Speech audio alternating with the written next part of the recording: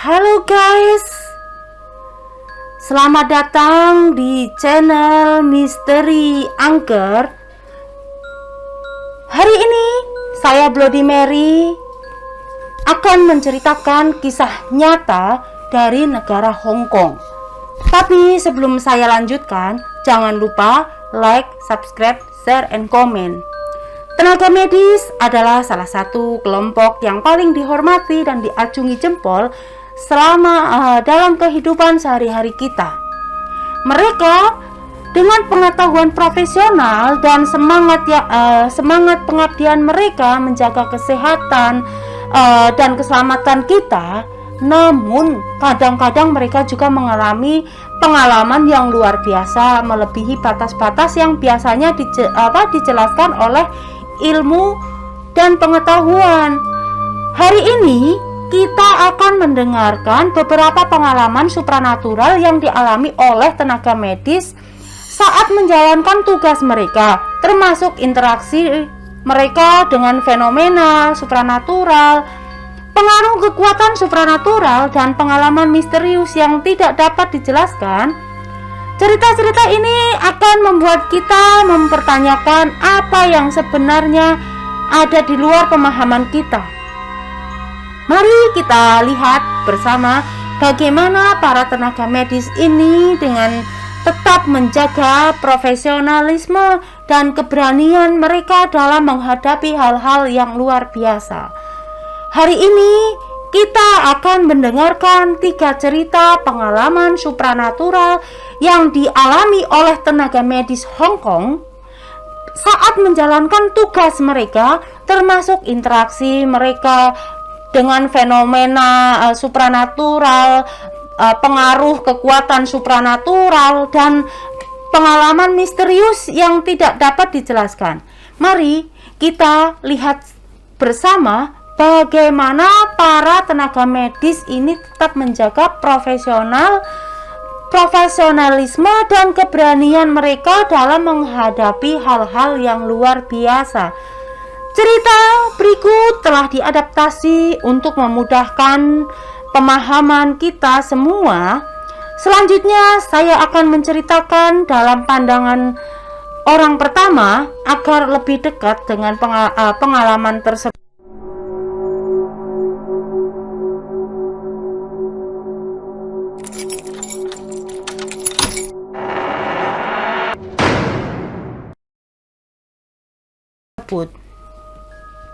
Saya seorang indigo. Hantu-hantuan ketika sudah sering ditemui rasanya sudah biasa saja. Sebagai seorang petugas ambulan yang memiliki indigo dan berada di garis terdepan antara hidup dan mati, melihat hal-hal aneh bukanlah hal yang baru bagiku. Indigo milikku bukanlah suatu bawaan sejak lahir, tetapi muncul setelah aku menjalani operasi koreksi penglihatan dengan laser. Mungkin ini adalah bonus gratis yang disertakan bersama operasi. Meskipun terlihat seperti lelucon, mungkin memakai kacamata besar juga benar-benar bisa melihat hantu. Siapa yang tahu? Sejak saya bisa melihat hantu, rasanya tidak ada hal yang aneh dan tidak mungkin terjadi. Saya ingat suatu malam sekitar pukul 2 dini hari, kami menerima panggilan untuk datang ke sebuah perumahan. Di antara rekan kerja saya ada Reza yang melihat seorang anak kecil berpakaian merah duduk bersila di tengah lapangan bola basket di belakang gedung, memegang bola basket dan bermain sambil menunduk. Tentang kemampuan indigo saya tidaklah menjadi rahasia di lingkungan kerja. Reza merasa heran dan bertanya kepadaku, "Awi, apakah kamu melihatnya?" Bukan rahasia lagi di antara rekan-rekan saya memiliki indigo. Reza merasa aneh melihatnya dan bertanya kepada saya, "Awe, apakah kamu melihatnya?" "Ya, saya melihat," jawabnya. Oh begitu, mengangkat bahu seolah-olah merasa lega. Saya hanya tersenyum tanpa berkata-kata. Tampaknya konsep Reza akan keliru. Tentu saja jika dia tidak bisa melihat dan aku bisa melihat, maka itu adalah hantu. Namun jika kita melihat hal yang sama pada saat yang bersamaan, sebenarnya itu juga bisa menjadi hantu. Belum lagi, apakah wajar seorang anak sendirian di lapangan sampai larut malam?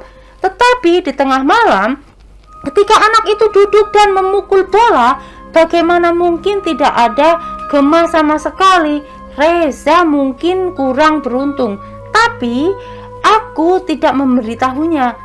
Tidak perlu terlalu memikirkannya. Mari kita lanjutkan pekerjaan. Aku menyuruh Reza dan rekan saya lainnya untuk mendorong tandu kelar dari tempat itu dan melanjutkan pekerjaan tanpa memberi penjelasan lebih lanjut pada mereka. Namun aku masih ingat bahwa anak laki-laki itu adalah kasus yang pernah aku tangani sebelumnya.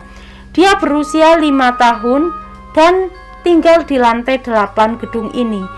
Orang tuanya harus pergi bekerja seharian dan di rumah ada kakeknya yang bertanggung jawab merawat cucunya. Pada hari itu masih musim panas yang sangat panas. Saya yang sedang bekerja sudah basah kuyup oleh keringat. Jika berlibur di rumah, rasanya tidak mungkin tidak menyalakan AC.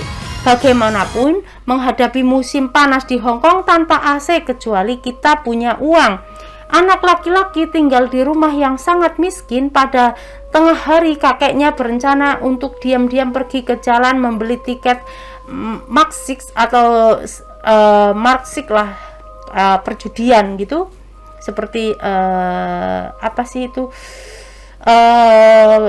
beli nomor lah gitu aja. Adalah sebuah permainan kayak lotre yang populer di Hong Kong.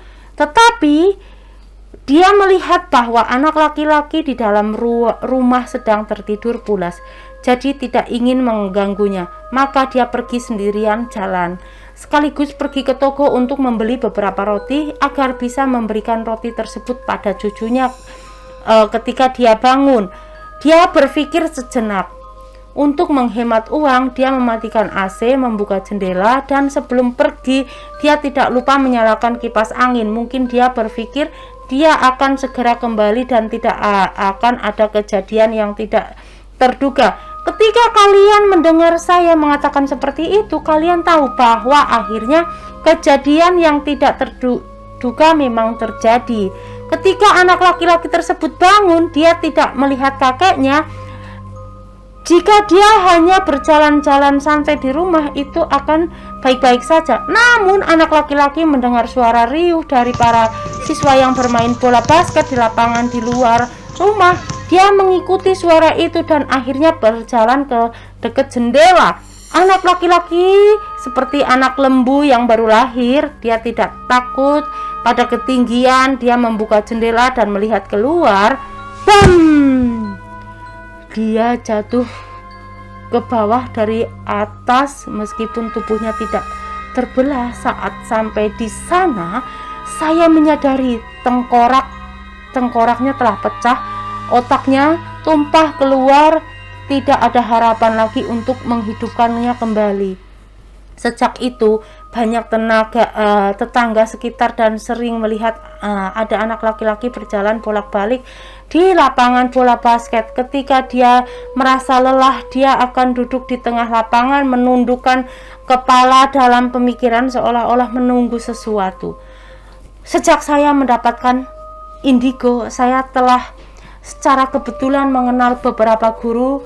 Dalam peristiwa yang kebetulan terjadi, saya menceritakan situasi ini kepada salah satu guru bernama Rudy. Saya bertanya padanya mengapa anak kecil tersebut tidak bisa reinkarnasi dan kembali terlahir kembali.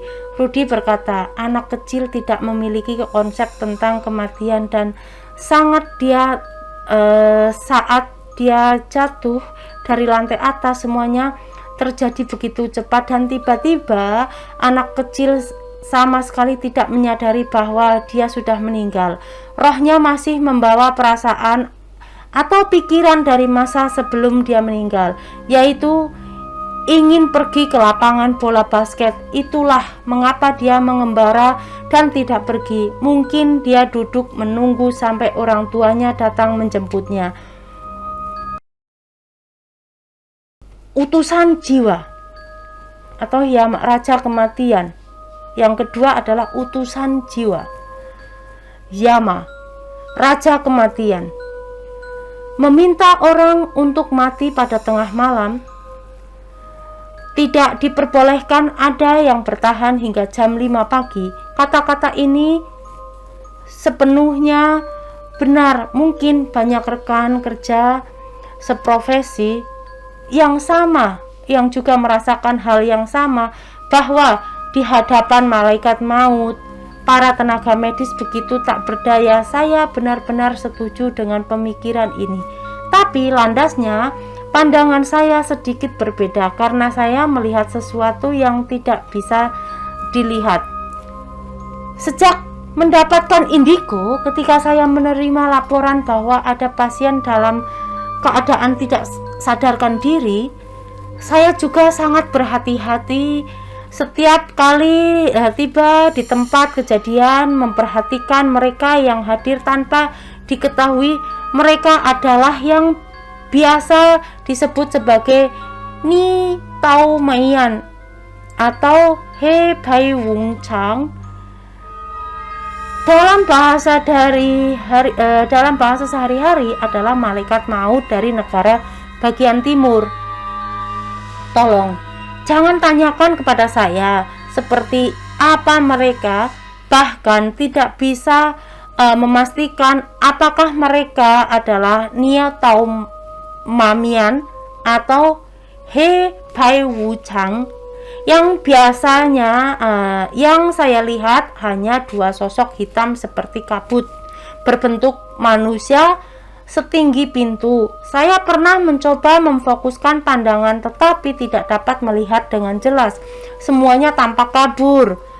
Saya menduga bahwa kemampuan indigo saya mungkin belum cukup tinggi. Saya belum dapat melihat entitas roh yang lebih tinggi tingkatnya. Selain memperhatikan apakah mereka muncul setelah tiba-tiba di lokasi, saya juga harus segera memeriksa apakah pasien mengalami proyeksi astral. Mungkin tidak tepat mengatakannya seperti itu.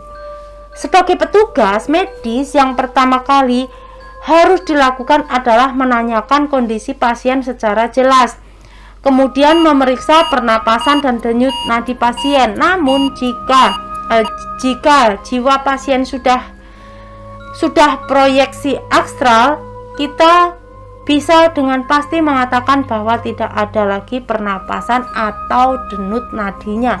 Banyak kali setelah pasien mengalami proyeksi astral, mereka tetap berada di sekitar dan berusaha berteriak untuk meminta petugas medis segera menyelamatkan mereka, berharap untuk mendapatkan kesempatan hidup. Tentu saja di lokasi hanya saya yang bisa mendengar. Sejujurnya kadang-kadang memang sangat bising. Sebagai petugas medis darurat, saya selalu mengutamakan pasien tersebut. Sebagai petugas medis darurat, tentu saja saya akan berusaha sekuat tenaga untuk menyelamatkan pasien, melihat apakah dia ada kemungkinan kesembuhan. Tetapi jika menjalankan perjalanan yang melihat utusan roh atau malaikat maut datang untuk mengambil jiwa, saya tahu nasibnya sudah ditentukan. Melawan malaikat maut, saya belum pernah melihat kasus yang berhasil. Seperti yang sudah disebutkan sebelumnya, lepas dari identitasnya, saya masih harus berusaha sekuat tenaga untuk menyelamatkan pasien. Saya tidak bisa hanya mengabaikan ketika seorang dibawa pergi oleh utusan roh atau malaikat maut. Selain itu, Saya harus bertanggung jawab kepada keluarga dan juga untuk menyampaikan laporan. Terkait peristiwa malaikat maut, ada satu lagi hal.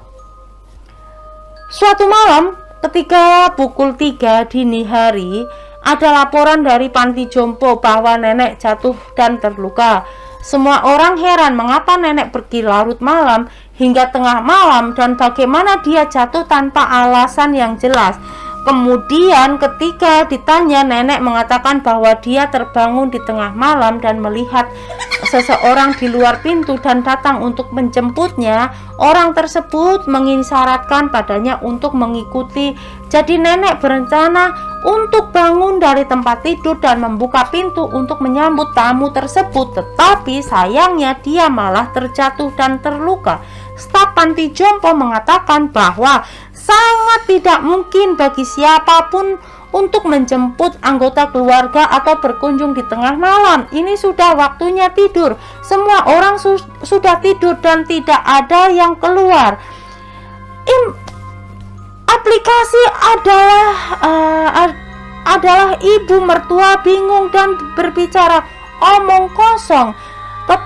Tentu saja saya tahu segalanya tidak seperti yang mereka pikirkan. Cerita setelah kami mengantarkan nenek pergi, hampir waktu fajar, pantai jompo tersebut lagi-lagi memanggil ambulan.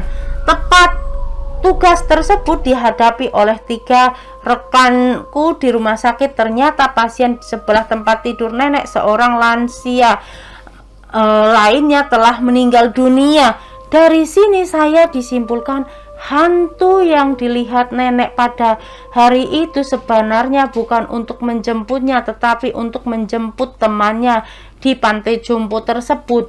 Hanya sejak nenek kebetulan melihat mereka dan mengira mereka datang untuk menjemput dirinya, sehingga dia bangun dari tempat tidur untuk menyambut mereka dan akhirnya menyebabkan kecelakaan. Tidak tahu apakah itu keberuntungan atau ketidakkeberuntungan. Setidaknya pada saat itu nasibnya masih baik. Ceritanya setelah kami mengantarkan nenek pergi, hampir waktu fajar, pantai jompo tersebut lagi-lagi memanggil ambulan.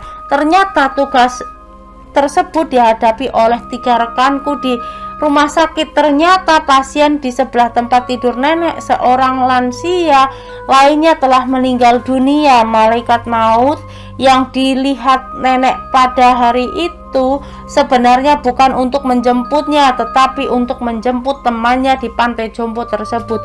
Hanya saja nenek kebetulan melihat rekan mereka dan mengira nenek datang untuk menjemput dirinya, sehingga dia bangun di tempat tidur untuk menyambut mereka dan akhirnya menyebabkan kecelakaan. Tidak tahu apakah itu keberuntungan atau ketidakkeberuntungan. Pada saat itu nasibnya masih membaik. Saya juga mendengar banyak cerita bahwa orang tua lebih cenderung melihat roh atau hantu, terutama mereka yang akan meninggal dan hidupnya akan segera berakhir. Mungkin ibu mertua hari itu juga berada dalam situasi yang sama. Bagaimanapun, dia berusia 97 tahun. Pembuangan jenazah dalam beberapa tahun terakhir semakin banyak orang tahu dan peduli tentang pekerjaan ambulans. Selain iklan TV, ada juga beberapa program TV atau pemeran dan kegiatan yang diselenggarakan oleh departemen di luar negeri, di luar. Menurut saya pribadi itu adalah hal yang memuaskan. Banyak orang bertanya tentang sakitnya pekerjaan penyelamat staf medis. Selain beban pekerjaan yang berat, hal yang paling banyak disebut adalah perlu melakukan pekerjaan yang menjijikan sebagai seorang petugas penyelamat di garis terdepan. Tentu saja saya telah menyaksikan banyak adegan yang mengerikan dengan darah dan daging yang berserakan. Orang yang takut melihat darah pasti tidak bisa menghadapinya. Mereka takut kotor juga tidak bisa karena cedera dapat menyebabkan kebocoran tinja atau urin. Namun, jika harus menyebut orang paling sulit diterima oleh orang biasa, saya pikir itu adalah menghadapi jenazah, terutama jenazah yang aneh-aneh seperti jenazah yang terpotong-potong atau membusuk. Orang yang penakut mungkin tidak bisa mengatasinya. Beberapa tahun yang lalu, ada berita seorang polisi yang tidak sarapan dan pingsan saat melihat mayat. Tidak mengherankan untuk memikirkannya. Suatu malam di dini hari, kecelakaan lalu lintas yang serius terjadi di titik rawan lalu lintas di Jalan Taipo. Pengemudi terlempar dari mobil meninggal karena lukanya serius. Setelah saya lihat tiba di tempat kejadian, meskipun saya tidak melihat tubuh roh atau malaikat maut seperti yang disebut terakhir kali, saya langsung menyatakan kematian pengemudi karena saya hanya melihat tubuh tetapi kepalanya hilang. Dulu petugas penyelamat harus bertanggung jawab untuk menangani jenazah dan mengantarkan ke rumah sakit atau tempat pemulasaraan. Tetapi dengan kemajuan zaman, situasinya berbeda. Sekarang saat ini petugas penyelamat yang menghadapi kasus yang jelas kematian dapat menyatakan kematian pasien tersebut, kemudian meninggalkan tempat kejadian untuk memberikan kesempatan bagi pihak berwenang, misalnya untuk mengangkut jenazahnya. Dulu petugas penyelamat harus bertanggung jawab untuk menangani jenazah dan mengantarkan ke rumah sakit atau tempat pemulasaraan.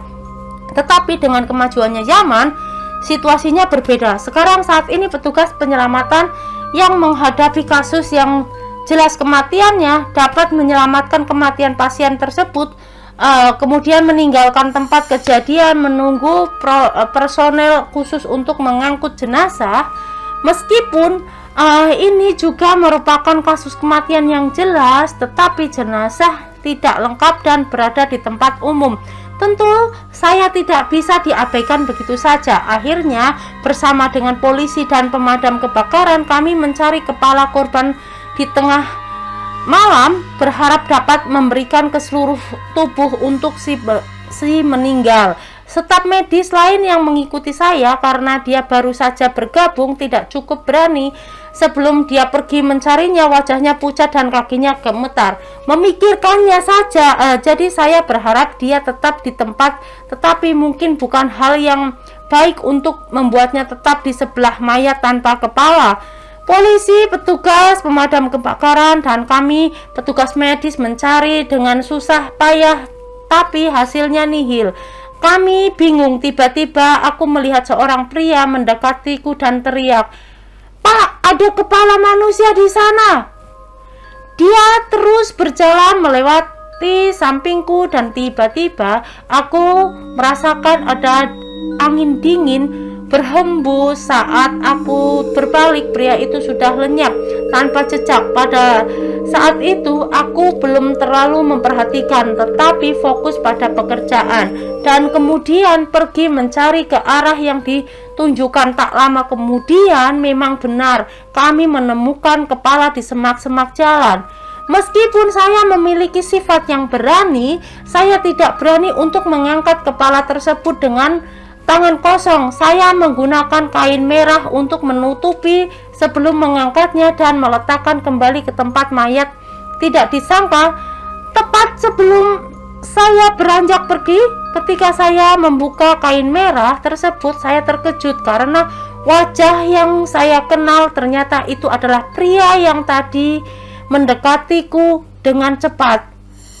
Saya berpikir dia mungkin takut kita tidak dapat menemukan kepalanya dan gagal memberikannya tubuh yang lengkap, jadi datang ke sini untuk mengingatkan kita. Kolega juga telah mencoba situasi yang serupa. Diceritakan bahwa suatu ketika seorang bunuh diri di sebuah hotel di distrik Satin. Ketika dia tiba-tiba tempat kejadian dia menemukan seorang pria di bak mandi yang telah memotong denyut nadinya dengan bunuh diri. Awalnya ketika ada yang istimewa, rekan kerja menangani sesuatu prosedur, memberikan pertolongan pertama, mengirimnya ke rumah sakit. Tidak disangka setelah beberapa jam kemudian, pusat pengendalian penerima panggilan telepon darurat lagi di telepon tersebut. Seorang wanita meminta pertolongan. Alamatnya yang dilaporkan kamar yang sama di hotel tadi. Rekan kerja mencoba menanyakan lebih lanjut, tapi tidak mendapatkan jawaban. Wanita itu terus meminta pertolongan dan akhirnya memutuskan sambungan telepon. Meskipun sumber panggilan tidak jelas, kami tetap harus mencari tahu apa yang terjadi. Akhirnya kami benar-benar menemukan mayat lain yang diam-diam disembunyikan di dalam kamar yang sama, dan itu adalah sebuah kasus pembunuhan ganda yang mengejutkan. Tentang panggilan telepon, permintaan pertolongan terakhirnya tidak dapat dipastikan apakah itu dari manusia atau dari makhluk halus. Kita tidak tahu dengan pasti. Saya telah menyelesaikan semua cerita hari ini, dan saya akan membagikan lebih banyak cerita tentang staf medis lain kali jika kami memiliki kesempatan. Terima kasih telah menonton channel kami. Jangan lupa nantikan cerita-cerita berikutnya. Sampai jumpa. Bye bye.